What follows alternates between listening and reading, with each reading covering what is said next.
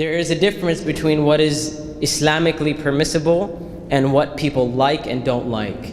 And I often tell people, like, look, it's okay for you to not like something because you just don't like it. Don't bring Islam into it if Islam doesn't say anything about it, right? You may see a style or a fashion or something that you're like, oh, I don't like that. And a lot of times the way people try to deal with that is the first place that they go to is, that's haram, right? Or that's not okay, or that's not sunnah, or whatever. And it's like, hold on, like, who made you a scholar? Like, where are you speaking from, right?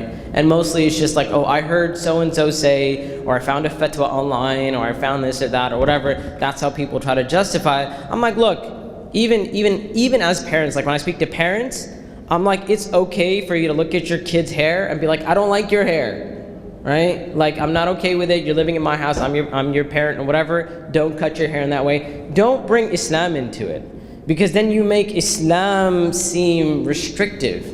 You make Islam seem like it has set these restrictions that it hasn't. And yes, there are restrictions in Islam, without a doubt. There are guidelines in Islam. But don't misrepresent the religion of Islam. And likewise, I tell kids, I'm like, look,